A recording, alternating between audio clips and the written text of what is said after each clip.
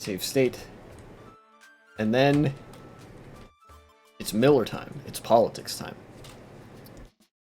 So there is a political show that I watch.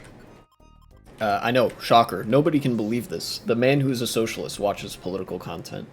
But a progressive social democrat hosts this show. His name is David Pakman. He's a pretty cool dude. And of course, him being a social democrat and me being a socialist, we don't always agree. I don't always agree with the things he says, but I think he's a good political commentator. But there was one thing recently that I thought was significant enough of a disagreement that I would want to bring it up, because it involves the tactics of I don't know, people on the left looking to advance progressive causes, and that is that recently Marianne Williamson, I think, said she was going to run for president, and good for her. That's great, and I support it. But David Pakman doesn't really share the same feeling. He did a show, it was kind of weird to see him be this dismissive, but he sort of dismissed Marianne Williamson as just a new age guru who has no chance of winning.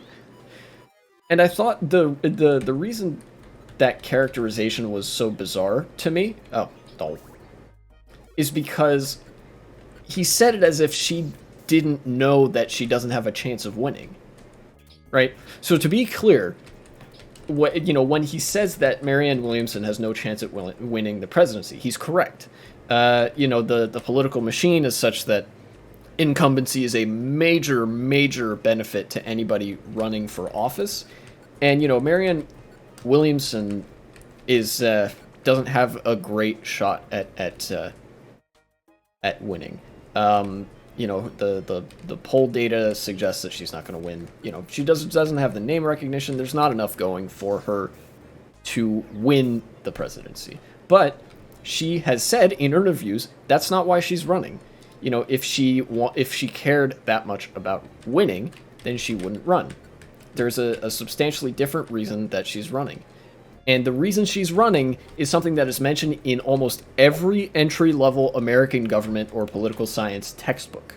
And this is why I was so surprised that David Pakman didn't really go to this, because I would assume that he knows this. Granted, I didn't watch the entire video, but it seemed like he was sort of content to leave his analysis that she's kind of kooky and has no shot. Like, she's more spiritual than I am, but I don't think that she's kooky.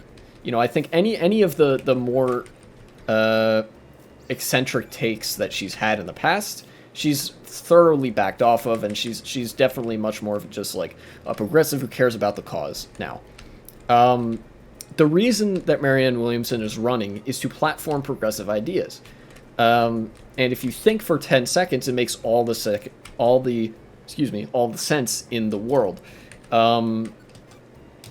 When you run for president and you get enough signatures to get on the ballot for the primary or whatever, which isn't nearly as hard as winning the actual presidency, you are given a platform, maybe even the ultimate political platform in American politics, which is an audience with the president in an environment where they have to take you more or less seriously, and take seriously the things that you're saying and advocating for. And that gives you the opportunity to drive policy even when you're not in contention for the actual office. For example, after Bernie Sanders drew massive support in the primaries, forcing the rest of the Democratic Party to coalesce around Joe Biden, all of a sudden, Joe Biden had some considerably more left-of-center things to say about unions and about, a public option for Medicare. Granted, he didn't deliver on any of that, but it was an advancement of the discourse. It was a better consideration of the needs of working Americans, where otherwise it wouldn't have existed, And Marianne Williamson is in that same sort of boat. She wants to go up there, be one of the primary candidates, debate Joe Biden on stances that she has that are more progressive than his and that more Americans would agree with, so that whoever the Democratic nominee ends up being has to at least pay lip service or consider policies along those lines. Like I said, it's a very basic entry-level political strategy, and it works, which is why it's in every American government textbook. You know, this is how being a third-party candidate works. This is how being somebody kind of outside of the political system who wants to affect political change works. And again, it was kind of jarring to me that David Pakman didn't really didn't focus on that argument more, because that's very clearly what Marianne Williamson is doing, and what she said she is doing.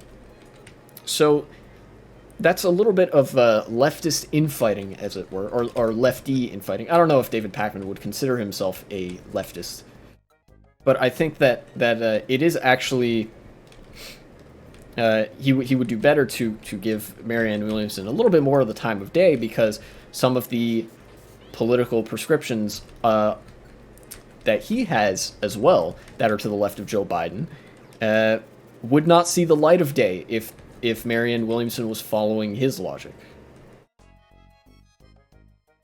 Or at least would not see as serious of the light of day. So yeah, just to let you guys know, when you see all these candidates that are running for president and like have no chance or whatever, they know they have no chance. You know, it's not like they're for most of them, they're not going in expecting to actually win the presidency. What the main concern is that the platforming of their ideas. Like, they want the world to know what they stand for, and they want people to know, hey, we should do this.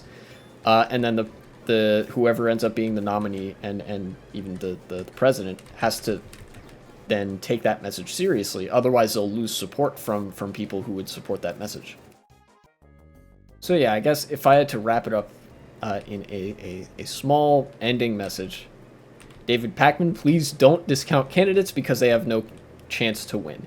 They probably know that they have no chance to win. That's not why they're running.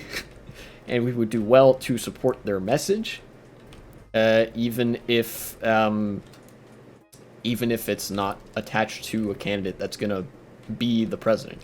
And to be clear, Marianne Williamson's message is not what David Pakman has suggested is the hippie peace and love stuff.